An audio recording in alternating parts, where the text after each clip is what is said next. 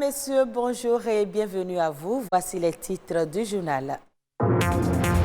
Assemblée générale de l'Ordre national des médecins du Bénin, la possibilité d'avoir une assurance maladie pour les médecins était au cœur de la rencontre. Il s'est agi de réfléchir à rendre meilleure la situation du médecin au Bénin. La vente des objets d'occasion, un marché en plein essor au Bénin. Acheter les produits d'occasion est aussi bien bénéfique pour l'acheteur que le vendeur, mais ce genre d'achat est parfois un risque, on en parle. On parlera également de la traite négrière qui, au-delà de ses impacts négatifs, aura contribué au brassage socioculturel entre l'Afrique et l'Occident. Un brassage dont nous parle un enseignant d'histoire dans ce journal.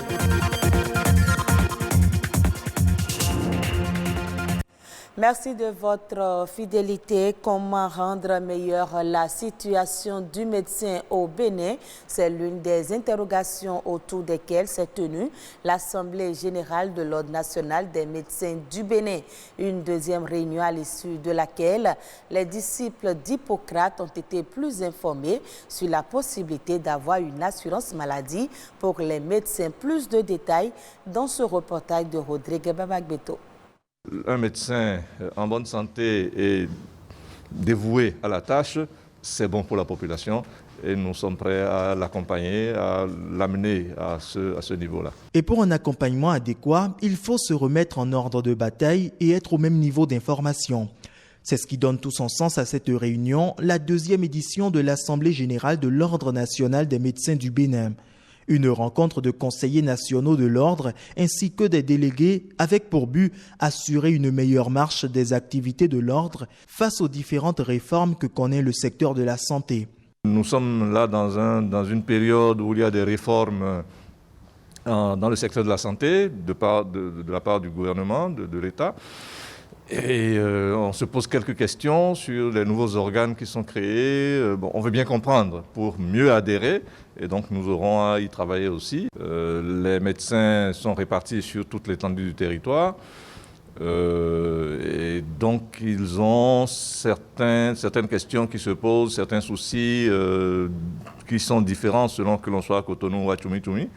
Eh bien, ils vont poser leurs problèmes, leurs attentes et ensemble, on va réfléchir à comment faire pour apporter des solutions. Et pour assurer une meilleure santé des médecins eux-mêmes, les disciples d'Hippocrate songent à la mise en œuvre d'une option de facilité pour la prise en charge des médecins. Assurance maladie collective des médecins, mécanismes et plans de mise en œuvre, voilà un des thèmes sur lesquels se sont penchés les participants. Quand le médecin est malade, quand la famille du médecin est malade, ce que nous interdisons aux autres, c'est ce que nous faisons de l'automédication. Étant médecin, nous prescrivons nous-mêmes, alors qu'il faut pouvoir aller vers un confrère, se faire consulter, faire consulter sa famille et tout. Et pour ça, ça a un coût. Alors nous sommes souvent désemparés parce que le médecin au Bénin n'est pas très riche, contrairement à ce que les gens pensent. Eh bien, quand on n'est pas riche, il faut être malin. Donc on va essayer de mettre en application ce que nous avons pensé par rapport à une assurance maladie. La prochaine assemblée sera témoin de la mise en application ou non des différentes recommandations faites à cette rencontre. En attendant, l'Ordre national des médecins du Bénin se veut un ordre fort, respecté des médecins et de toute autre corporation. Le marché des biens d'occasion connaît une croissance exponentielle au Bénin. Cette croissance soulève des interrogations quant aux raisons de son développement et aux conséquences possibles pour les consommateurs. Qu'est-ce qui motive certaines personnes à aller vers ces objets et comment s'y prendre en cas de défaillance? Reportage à Turuendo, Rodrigue Blondoumet. On note aujourd'hui dans nos grandes villes la vente d'objets d'occasion. Les usagers de ce vaste marché s'en sortent avec diverses fortunes. Il y a de cela 2 semaines, j'ai payé une moto pour mes soeurs pour qu'elles puissent aller à l'école. Après avoir payé la moto, le monsieur m'a tout assuré pour dire que c'est clean.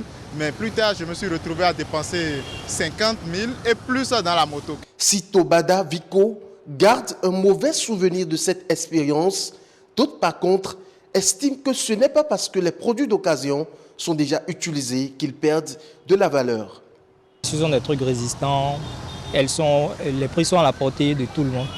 Donc ce sont des trucs qui aident et disons ceux qui n'ont pas assez de moyens pour pouvoir prendre des trucs neufs à s'en en procurer en fait. Moi j'ai payé plusieurs produits d'occasion et ça a duré. J'ai pu acheter un PC portatif en occasion. Ouais, donc pour moi j'ai eu la chance que l'ordinateur portatif marche. Pour la plupart des usagers rencontrés, derrière les objets d'occasion se cache un piège. Quelqu'un qui a déjà utilisé un truc et qui veut revendre, c'est tellement que le truc a un petit problème. Les produits d'occasion souvent se présentent sous deux aspects. Lorsque quelqu'un décide de vendre quelque chose, soit la personne a un problème financier direct, ou soit la chose que la personne décide de vendre a un problème. Et pour éviter cet état de choses, ce type d'achat devrait se faire sous certaines conditions. Il faut premièrement s'assurer de la propriété effective de celui qui est en train de vous vendre cet élément-là. Sinon, vous pouvez être poursuivi pour recel. Deuxième élément, ce sont les risques qui peuvent arriver dans ces genres de transactions-là. C'est-à-dire, vous prenez un bien d'occasion auprès de quelqu'un, après vous constatez une certaine défaillance. Vous savez, dans les boutiques, formellement, il y a les questions de garantie où quand vous êtes dans le délai, vous pouvez repartir pour aller changer. Mais dans nos relations contractuelles, comme vous l'avez décrit tout à l'heure, ces éléments n'existent pas. Ça veut dire quoi? Lorsque ça arrive comme ça et que vous approchez de votre co-contractant qui reconnaît l'erreur, vous pouvez régler entre vous. Lorsque vous ne vous entendez pas, vous allez donc vous référer aux autorités compétentes, notamment, je veux dire, la juridiction compétente pour vous voir trancher un litige, parce que là, c'est un litige qui naît. Au-delà des réticences qu'on peut avoir et qui peuvent être difficiles à surmonter, l'achat des objets d'occasion est néanmoins à la portée du citoyen lambda. Parlons à présent de l'esclavage. Selon les historiens, cette pratique a eu d'énormes impacts sur l'Afrique. Doji Kofi Misiun est enseignant d'histoire à l'université d'Abomey-Calavi. Il évoque dans l'interview à suivre les conséquences de ce phénomène sur le développement de l'Afrique. On l'écoute. Les royaumes africains qui se sont impliqués dans cette traite ont privilégié tellement ce commerce que les activités économiques traditionnelles ont été laissées en rade, je ne dirais pas abandonnées, mais la traite négrière occupait la quasi-totalité de l'économie du Dahomey, par exemple. L'artisanat, l'agriculture ont connu forcément de recul. Il y a également des interférences entre la gouvernance politique de ces royaumes. Au Dahomey, par exemple, Adandozan fut l'un des tout premiers rois du Dahomey à vouloir s'opposer à la traite transatlantique. Il a trouvé en face de lui une opposition virulente au sein de la hiérarchie royale. Une des principales personnalités de la hiérarchie royale qui a pris la tête de la fronde, c'est la mère du futur roi Gezo. Alors qu'est-ce que Adandozan va faire?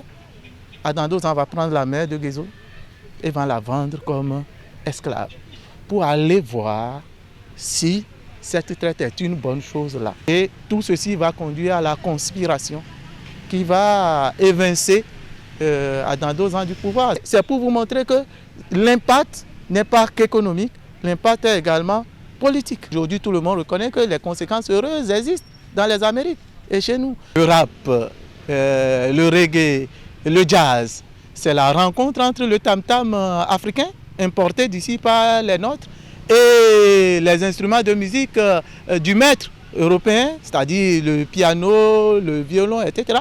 Et ce n'est qu'un aspect.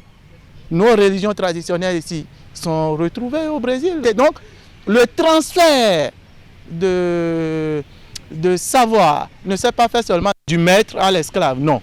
Il y a eu également du transfert de l'esclave au maître. Maintenant, le tour d'horizon des sujets ayant fait l'actualité ces dernières heures au Bénin, c'est la nation en bref avec Omolade Sani. Plus de 5 000 entreprises créées au second trimestre 2020. L'information a été rendue publique dans le bulletin conjoncturel de la Direction des affaires économiques du ministère de l'économie et des finances. 27% d'entre elles opèrent dans le secteur du transfert d'argent via réseau mobile. Afin de faciliter les procédures de création d'entreprises aux opérateurs économiques, le gouvernement, à travers l'Agence de promotion des investissements et des exportations APIES, a opéré un certain nombre de réformes. Des réformes qui ont impulsé le boom observé durant le second trimestre 2020 dans la création d'entreprises au Bénin. L'Union européenne apporte un appui à la 3e édition du Benin Investment Forum. L'édition 2020 va se dérouler du 23 au 26 septembre prochain. Bénin, porte d'entrée au marché de l'Afrique de l'Ouest, c'est le thème retenu pour ce rendez-vous qui va réunir en ligne les entrepreneurs, hommes d'affaires et opérateurs économiques africains. Le forum s'inscrit dans la stratégie nationale qui propose de nouvelles bases, des facilitations et des incitations exceptionnelles pour investir dans le cadre d'un climat des affaires en pleine évolution. L'occasion sera donnée aux participants de découvrir d'une manière concrète les grandes opportunités et projets qu'offre le Bénin pour un partenariat gagnant-gagnant. 4 nouvelles localités de l'Ouémé électrifiées. La mise en service des ouvrages d'électrification par raccordement au réseau électrique de la SBEE a été faite par le ministre de l'Énergie Jean-Claude Oussou. Villes bénéficiaires, Sémékodi, Adjara, Avrankou et Dongbo. Donc au global de 243 millions de francs CFA, les ouvrages ont été réalisés par l'Agence béninoise d'électrification rurale et de la maîtrise d'énergie à Berme. Athlétisme pour finir, Noélie Yarigo, championne de France élite du 800 mètres. La franco-béninoise du running, Noélie Yarigo, a remporté ce dimanche un nouveau titre à Albi. Il s'agit là de son 2e titre national en 6 mois.